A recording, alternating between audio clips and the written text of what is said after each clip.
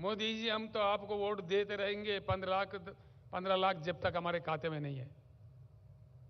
आशा है कि आप देंगे। कभी गा रहे हैं आपके गुणगान।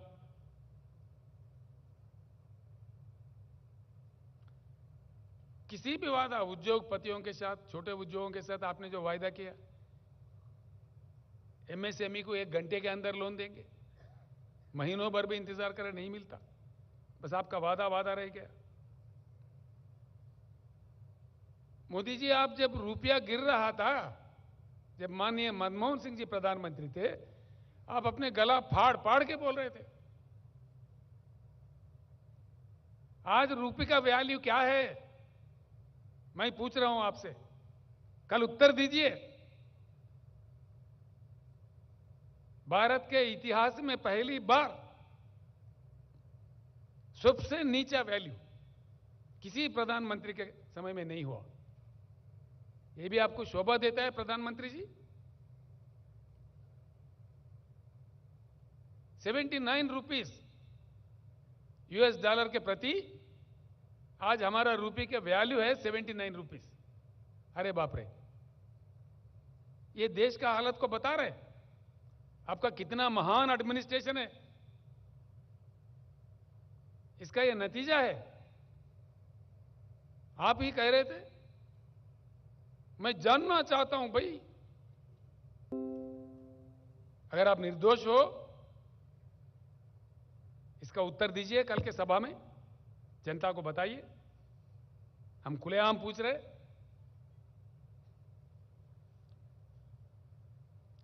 न मकान दिए, न दुकान दिए, न वादा किया गया पैसे दिए, न नौकरी दिए।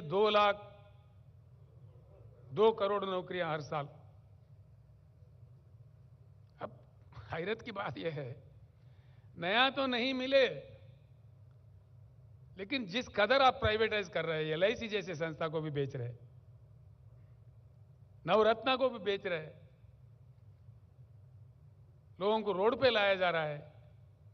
नया तो नहीं मिले, लेकिन है जो मौजूदा है वो भी जा रहे। ये मेरा बात नहीं, सारे देश ये बात जानता है।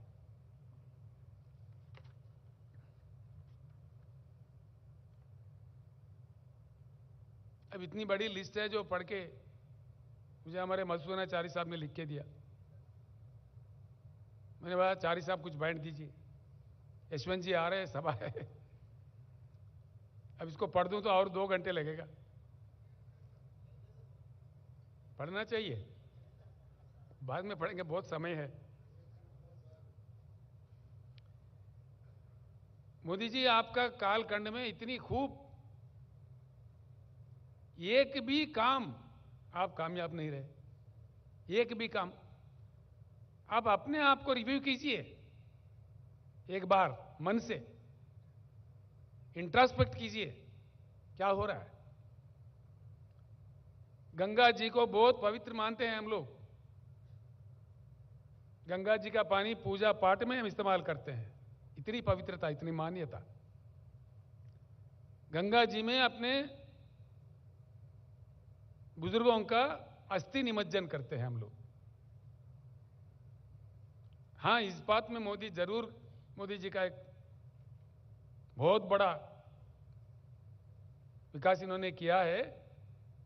पवित्र गंगा में इन्होंने अस्थि नहीं बल्कि मानव शरीर को ही बहा दिया। शव बहे, हजारों के तादाद में शव बहे। कोरोना कंट्रोल में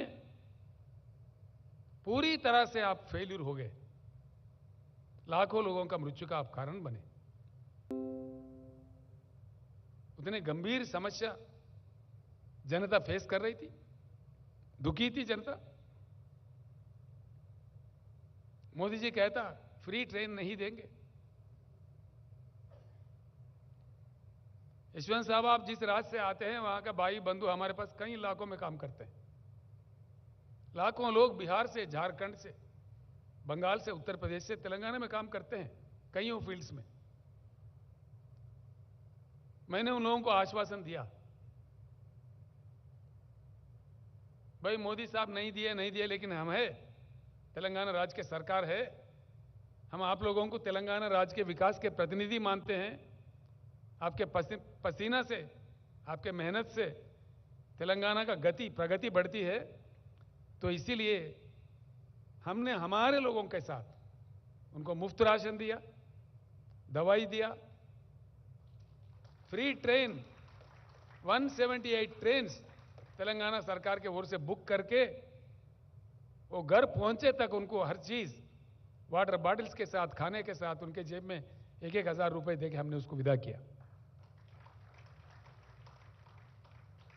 ये है मोदी जी का नीति। देश के जनता के साथ केंद्र सरकार, देश के जनता के प्रति मोदी जी का ये प्रेम है। फ्री में ट्रेन भी अरेंज नहीं करते जब जनता दुखी है। करोड़ों जनता, एक दो नहीं, करोड़ों में।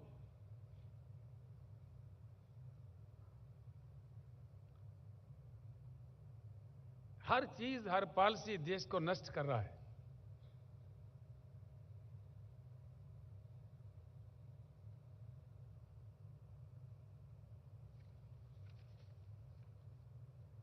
इंटरनेशनल इंडेक्सेस से हमारे भारत का स्थान 63 था।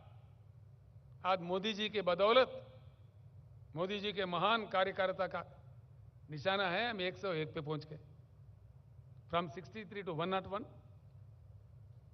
Individual rights, fundamental rights, Hindustan का जगह 85 था, 85, आज हम पहुंच गए 119। यहां पे भी गिरावट।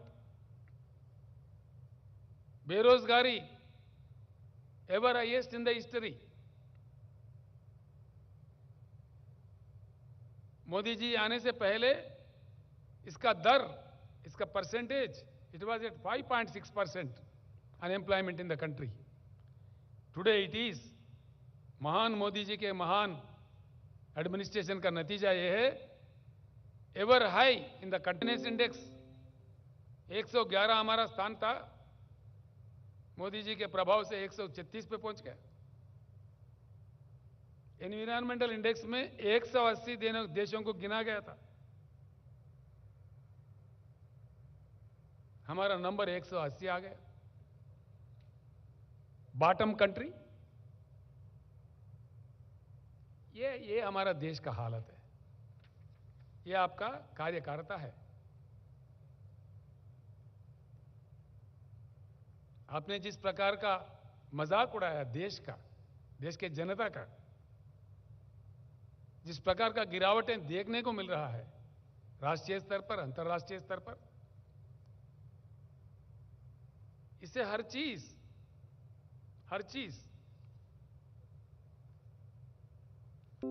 जो इनके बात नहीं मानते उनको गिराना। इतने महान लोग हैं, ये एक आश्चर्यजनक बात है सर, आश्चर्यजनक। यहां महान केंद्रीय मंत्री है जो मोदी साहब के क्लासेस सुन के ट्रेंड है, बड़े महान मंत्री देख रहे। केंद्रीय मंत्री आज हैदराबाद में कह रहे, बड़ा आश्चर्य होता है साहब। यहां पे 119 एमएलए सीट है, जिनमें से हम और हमारे फ्रेंडली पार्टी मिलके 100 सीट हम जीत लिए थे। 88 तो हम जीते थे, 95 सीट्स हम जीते थे, 3/4 मेजॉरिटी। उसके बाद में हमारी संख्या बढ़ी। आज टीआरएस के एमएलए है 103, 104, और हमारे एक फ्रेंडली पार्टी है, उनके एमएलए 7। और माननीय केंद्रीय मंत्रीगण जो हैदराबाद में बैठे हुए हैं, वो कह रहे हैं महाराष्ट्र में जैसा सरकार गिरा है तेलंगाना में देखने को मिलेगा, तेलंगाना सरकार भी गिराएंगे। ठीक बात है, गिराइए।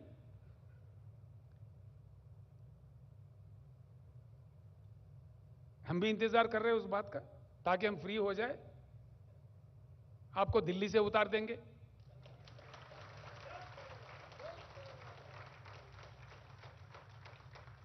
हमेशा हमेशा क्रांति का रास्ता क्राइसिस से ही बनता है। तेलंगाना एक ऐसा समाज है यशवंत जी, 60 साल लड़के अपने अस्तित्व को, अपने गरिमा को बनाए रखने के लिए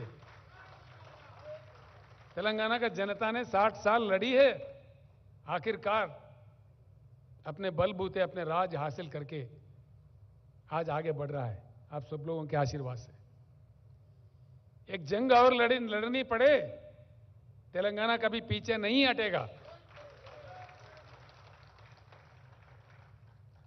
दूसरी तरफ भारत का अपमान इस कदर हो रहा है अंतर्राष्ट्रीय स्तर पर, जिससे हमें बहुत बड़ी चिंता है। करोड़ों लोग, हमारे लोग बाहर अपना जिंदगी जीते हैं, छोटा मोटा बड़ा कुछ ना कुछ नौकरी, करोड़ों, कई करोड़ है। जिस प्रकार का द्वेष विद्वेष, शास्त्री जैसा महान नेता उपवास रखने के लिए कहा, सब देश के लिए, देश के गरीबों के लिए। जो अमीर लोग हैं हफ्ते में एक बार का खाना बंद करके गरीबों को दो, ऐसे महान नेता थे। आज किस प्रकार के नेता हम देख रहे हैं, इधर खुदवाई करो उधर खुदवाई करो। यह है देश भारत।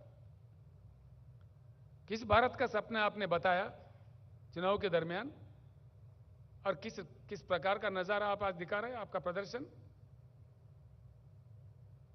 किस प्रकार का विष द्वेष, जो अंतर्राष्ट्रीय स्तर पर हम गिर रहे हैं, भारत देश का अपमान हो रहा है, जो आगे के लिए अच्छा नहीं है। It's not at all good for the country, बिल्कुल। Democracy is killed, federalism is killed. कानून बदल के, रास्ते बदल के, राज्यों के पैसे छीन लो, टैक्स को सेस में बदलो। यशवंत जी, करीब 30 लाख करोड़ जिनमें से राज्यों को हिस्सा देना था टैक्स, इन्होंने टैक्स को नाम दिया सेस। आप जानते हैं